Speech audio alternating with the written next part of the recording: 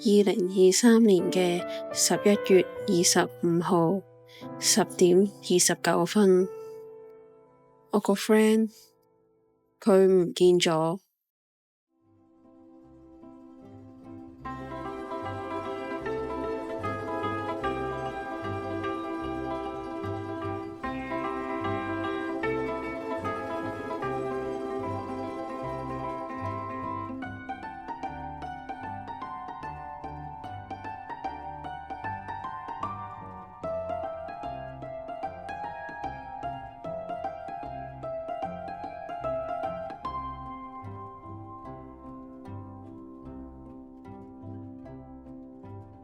佢就好似爆炸糖一樣，喺我嘅世界入面噼啪聲響，照亮所有陰暗嘅角落。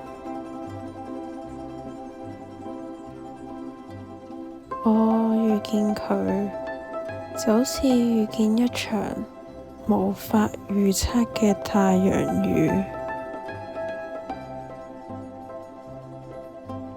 我擁抱佢，就好似擁抱一場不可控制嘅季候風。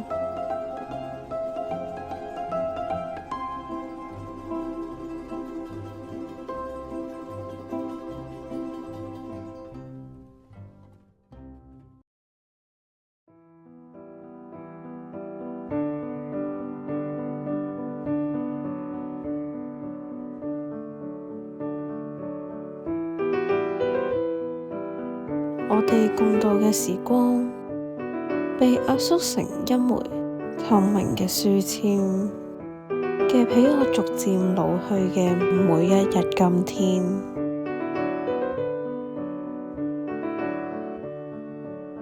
你話跟住月亮行就會揾到你，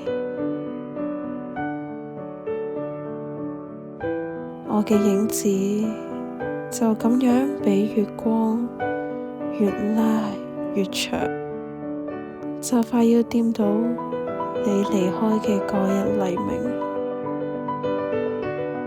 都揾唔到你。風向我詢問你的名字，我幾許開口，只遞出一整個季節的靜默。